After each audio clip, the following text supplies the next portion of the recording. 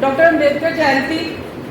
Doctor Bhimrao Ambedkar यानी बाबा साहेब, आप सभी जानते हैं उन्हें, है ना, जिन्होंने एक संविधान ही नहीं दिया बल्कि एक सोच भी दी हमें, इक्वालिटी, जस्टिस, डिग्निटी, एक साथ जीने का, इनके साथ साथ हमें जीने का अधिकार भी दिया। बाबा साहेब एक ऐसे इंसान थे जिन्होंने जिंदगी भर समाज में बराबरी, इंसाफ और डिग्निटी के लिए लड़ाई की। उनका जीवन हमें ये सिखाता है संघर्ष करना, ठीक है। उनके इरादे बहुत मजबूत थे, उनको कोई भी रुकावट नहीं रोकती। उनके हौसले इतने बुलंद थे कि वो हर परेशानी का अपने जज्बे के साथ सामना किया। हमें अपने मकसद से नहीं, उनको जो भी उन्होंने सोचा वो करके दिखाया, ठीक है। उनका जीवन एक मिसाल है हम सबके लिए, जो मुसीबत से कभी नहीं डरा, जिसे जाति और गरीबी तक ने नहीं रोका, ठीक है। उनका मानना था कि सपना किसी वर्ग का नहीं होता, सपना सभी का होता है, ठीक है। उनकी कहानी सिर्फ किताबों तक सीमित नहीं है, वो हमें हर रोज इंस्पायर करती है। आज जब भी हम किसी अनफेयर सिचुएशन में होते हैं या किसी सिचुएशन में सामना कर रहे होते हैं तो बाबा साहब की बातें याद आती हैं, एजुकेट और ऑर्गेनाइज, यानी कि शिक्षा लें, गलत के खिलाफ आवाज उठाएं और एकजुट होकर बदलाव लाएं।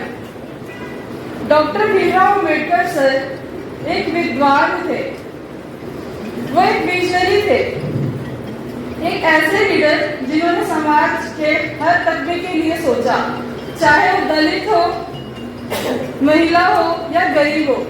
उनका कहना था, cultivation of mind should be the ultimate aim of human existence, अर्थात बुद्धि का विकास मानव के अस्तित्व का अंतिम लक्ष्य होना चाहिए। और यही बात हमें भी याद रखनी है, चाहे हम स्टूडेंट हो, टीचर हो या किसी और प्रोफेशन में हो। अगर हम अपने विचार को सुधार ले और तो हमारा समाज भी सुधर सकता है। अतः मैं अपने शब्दों को विराम देते हुए कहना चाहूंगी, उनकी इस जन्म जयंती पर आप सबको, हम सबको ये संकल्प लेना चाहिए कि हम उनके सपनों का भारत बनाने में अपना योगदान दें, एक समानता, न्याय और सम्मान के साथ, न्याय और सम्मान से भरा हुआ भारत। जय भीम, जय भारत। ₹5 भी खर्च करने की कहीं पर भी जरूरत नहीं है। आप बताइए एसोसिएशन को, हम आपके लिए वो एक्टिविटी ऑर्गेनाइज करेंगे। Very good. हमारे बीच में इंजीनियर जमशेद जी, जो कि एक्शन है एमसी डिपार्टमेंट में, इनका भी स्वागत करते हैं तालियों को बजा के। इनका काफी अच्छा सहयोग है हमारी एसोसिएशन को, ये समय में जो है हमें मोटिवेट भी करते रहते हैं और हर प्रकार से आर्थिक प्लस मोटिवेशन जो भी है हमें हर प्रकार से सर सहयोग करते हैं। तो सर का स्वागत करते हैं सर। बहुत अच्छा लगा कि आप हमारे बीच में आए। अब मैं की ओर से हमारे बीच में रिप्रेजेंटेटिव है, वहाँ के प्रधान है हरबंश जी। इन्होंने पिछले कल स्टॉल लगाया था 36 सेक्टर में और अभी मेरे से बात कर रहे थे कि सेंटी बुलोया के स्कूल में इन्होंने कैंप लगाकर बाबा साहब के बारे में अवेयरनेस दिया और समय समय पे LIC एसोसिएशन बहुत अच्छा काम कर रही है चंडीगढ़ में और इसके आसपास के स्टेट्स में। तो मैं हरबंश जी का जैसे आगे होकर काम भी कर रही हैं, हर जगह बाबा साहब का मिशन जो है उसकी बात होती है। ऐसे बड़े बड़े जो फंक्शन में प्रोग्राम ऑर्गेनाइज किए जाते हैं, ये कोई आसान काम नहीं है, इतना बड़ा काम प्रोग्राम ऑर्गेनाइज करना। जो आए हैं उनका तो धन्यवाद है, लेकिन एक गुजारिश और है कि आगे जब भी कहीं प्रोग्राम हो, अपने साथ वाले साथियों को जान पहचान में, आपका कुलीग, आपके बच्चे, आपके पड़ोसी ऐसे प्रोग्राम में जरूर अपनी हाजिरी लगवाएं, ताकि प्रोग्राम मैनेज करने वाला की हौसला बधाई हो। हमने कल 11 तारीख को सरकारी हाई स्कूल मलोया में 500 बच्चों को,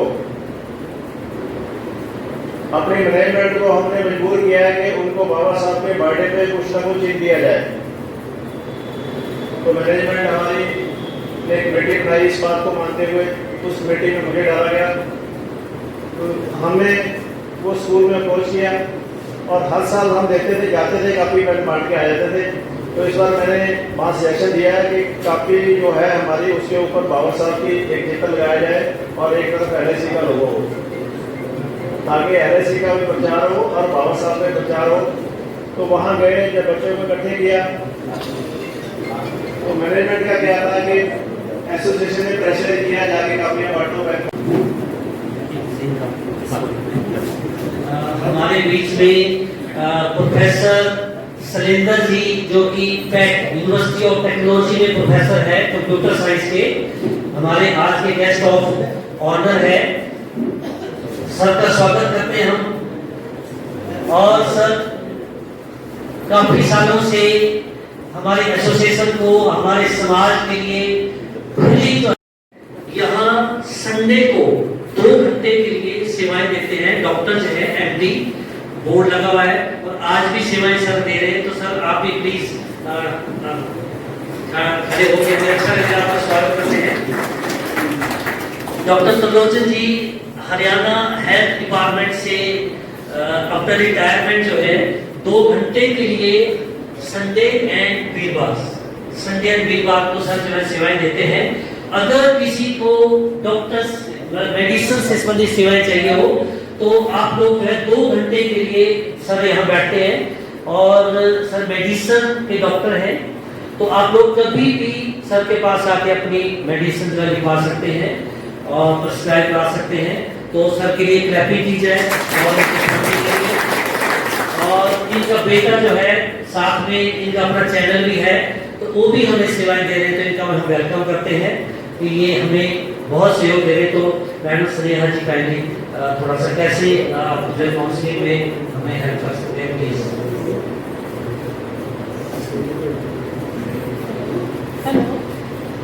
हेलो, नमस्कार सबको, डेस्क पे बैठे हुए सीनियर्स और बाकी सभी को मेरा बहुत बहुत नमस्कार।